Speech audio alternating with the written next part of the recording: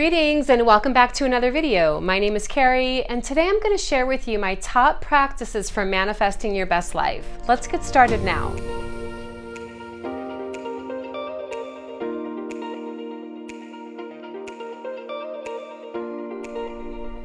Okay, welcome back friends. Again, my name is Carrie at holisticspsychic.com. I guide people through their journeys in personal empowerment, healing, spiritual awakening. As I said, today I'm going to share with you my top practices for manifesting your best life. These practices are rooted in shamanism, which are also rooted in the law of attraction principles. Now, my inspiration for today's video is coming from a bunch of questions I've been getting from my clients lately in regard to the energies that are happening now, cosmically, astrologically, and then of course with all that's happening in the world these days. So many of us are in transition, transformation. And so while on one level this can serve to trigger worries, fears, uncertainties, on another level this can actually be like a really empowering time. All we have to do is leverage or orient our perspective, our point of view in the direction of possibilities, potentials, and options. Okay, so the number one beginning step of manifesting your best life starts with discerning and accepting the truth of your current reality. Now, there's a few different reasons I wanted to bring this up. I've had the experience over the past few weeks of supporting clients through processes. Some of my clients have been really stuck in utilizing a lot of life force energy in just being resentful about what's not happening in their life or the fact that things are not going the way that they want for them to go. And so the first thing that I want to emphasize is that when we are utilizing our life force energy in the direction of what we are against or what we don't like, it actually has a side effect of diminishing the life force energy that we have available to positively create, manifest, and experience the things that we associate with our best life. So discerning and accepting the truth of what is the number one most important starting point. Now, the other point that I want to make is that as we are discerning and accepting the truth of our current circumstances, our current reality, we want that truth to be based on actual factual truth and not colored with judgments or assumptions. Okay? So take some time on your own when you have some space to have some self-reflection around discerning and accepting the truth of your reality and doing what you can do to remove the judgments and the assumptions out of the way so that you're really boiling things down to just the factual truth of your reality.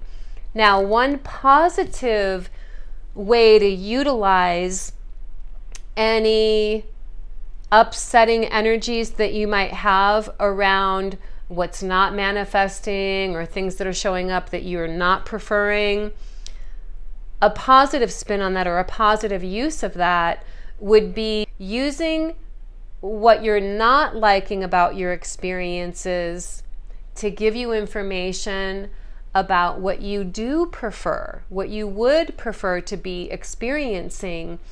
And then you can use that as your foundation and base for step number 2, which is knowing with clarity what your goals are. Know what your goals are, know what your vision is for yourself in your life, and have as much certainty and clarity as possible.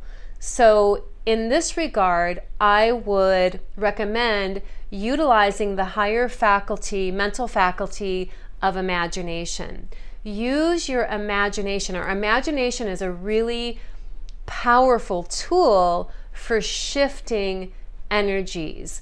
So use your imagination to bring into crystal clear view what it is that you want to create, what you want to dream into reality. Use your envisioning and then bring in the feeling quality that matches your vision. For example, let's say I want to start a new business. So take some time to get really, really clear as to precisely what your vision is, and then feel the feeling of excitement, fulfillment, accomplishment, achievement that you associate with the reality that you imagine experiencing as your goal is manifesting. This is the magnetic charge that's really going to bring your vision into reality. So feeling the feelings that are connected with the vision is step number 2.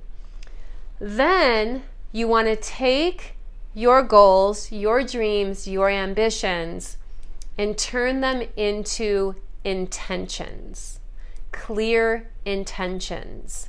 So you're utilizing the higher faculty of your will in this regard. Turn your goals and dreams into clear intentions. Statements. I'm intending to do this. I'm intending to move in this direction. I'm intending to create this. When you turn your goal or dream into an intention, feel how it shifts the energy from sort of like a vague, abstract dream that is out there in the ethers to something that you are pulling into manifestation through the use of your will. Now, I will say that when it comes to manifesting goals and dreams that are connected to our highest vision of life, of course, your highest vision, your best life, if it really is what feels best, it's for sure going to be connected to that which is giving you a sense of soul purpose. There's another video on my channel that is 5 easy steps to connecting with your soul purpose. I'm going to link it up here right now so you can check that out. But whatever goals and dreams that you have that are connected to a feeling of enthusiasm, excitement, passion, and purpose, you can rest assured that those things are connected to your soul's purpose. And you can rest assured that if you have a clear vision, that you are aligning with a clear intention, and then with some of the other steps we're going to talk about in a moment, before you know it, you are going to be living your highest and best life. So what do we do after we've formulated a clear vision and intentions around our goals with our highest life? Then you can formulate affirmations around those intentions. I'm going to share with you something quickly that can be like a little hack around intentions. Many intentions are worded in ways that start with I am or I have, which work great if you have unconscious beliefs that are supporting the affirmation.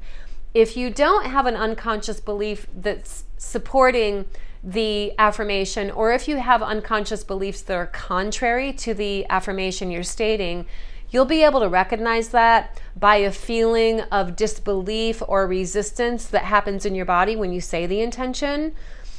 So when that happens, the workaround for that is to instead say, I now allow blah, blah, blah with the rest of your affirmation, or I now choose, and then the affirmation instead of I have or I am.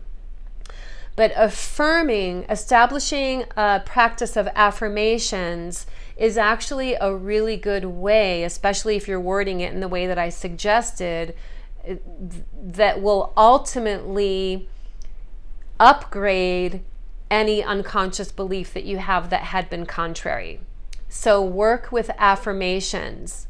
Then you want to align your thoughts, your feelings, and your actions with your vision, your intention in the here and now. We have to act in alignment with our intention in the here and now. And that includes being really aware of the feeling space that you're operating at, the vibration that you're holding.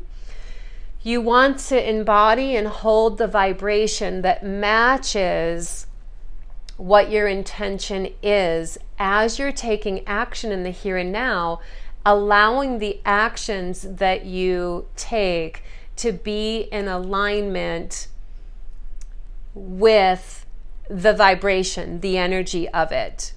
As you're doing these things, you're gonna start seeing manifestations in the here and now reality that support you in continuing your journey and moving forward with the full manifestation of your highest and best life and the goals that are connected to that. On a daily basis, here's some things that you can do while you're manifesting your highest and best life. Start each day with positive energy.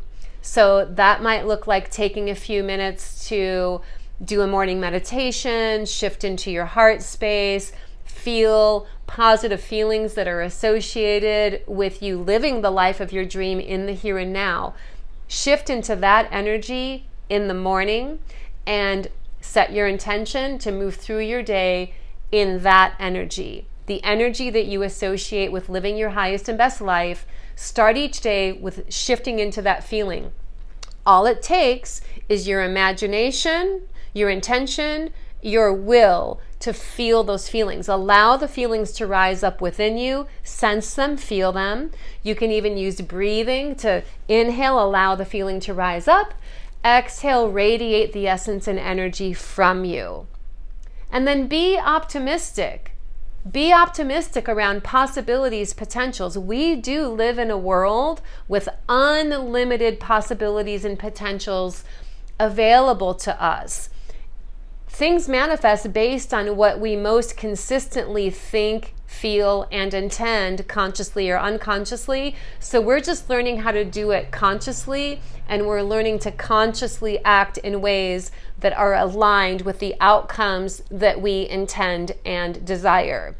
I invite you all to practice this and see for yourself how it actually does work. If you literally practice this and see the results, you will never want to go back to any old, outdated ways of being that were not producing the results that you intended. So one way of embodying optimism is to ask yourself what if questions. What if the reason I lost this job is so that it could clear the way for this job that it's been my dream job my whole life that I've been wanting and holding space for? What if this thing happened so that this could happen? What if this uncomfortable process happened so that I could shift into my highest and best reality? Do that, because you know what? That is the reality of things. There's a spiritual teaching that says anytime something is taken out of our life or that things do not pan out the way that we wanted them to, it truly is because the universe is freeing you up for a greater gift and or saving you from harm. That is a universal teaching. And I have found that to be true in my own reality. What happens is sometimes we set intentions, things start to shift, things start to change, and then we freak out. We feel like we're losing something. We're losing our grip on reality. We're losing our sense of control. When in actuality, what's going on is the universe is strategically assisting you in shifting into exactly what you had intended. So be aware of that and move through the energy of shift and change and transformation that needs to happen as a part of your process. Move through it with grace, with elegance, with high spirits, in dignity, in openness and receptivity. and then expect positive outcomes to occur, but be open to those positive outcomes happening in ways that maybe are not on your radar, ways that are going above and beyond perhaps what you perceived as being a possibility. Because oftentimes when things manifest, they manifest in ways that might be a little bit different than what we originally imagined, but usually the way it does manifest is something that exceeds our expectations or is in a much more harmonized way than what we had intended. So do expect positive outcomes, but be very open to those positive outcomes happening in ways that are different than what you had presumed. So all of these practices are practices that are connected to the law of attraction, so to speak, and they are also ancient shamanic power practices in the way that we're working on subtle energy levels. We're really tapped in to the natural energies of the universe. We're using our intuitive awareness and guidance to navigate through as we're tapped into our imagination, our will, our intention, our ability to co-create with spirit. So I invite you and encourage you to implement these practices into your life right now, because we are all in a time of change. At the time of me recording this video, we're in the middle of a eclipse season. So in this eclipse season, many of us are being compelled to bring to completion things that aren't serving us anymore and being open to new chapters of experience in our life. So whether you're watching this during this eclipse season that we're in right now, or if you're just finding yourself in a time of transformation and change, which is a normal part of reality, these practices are going to have you back on track with empowered co-creation with spirit, empowered manifestation of your highest and best life in the now. So let me know in the comments section how you're doing, if you've had any pitfalls, if you've had any epiphanies of awareness. I'd love to hear from all of you. Many blessings to you. Namaste.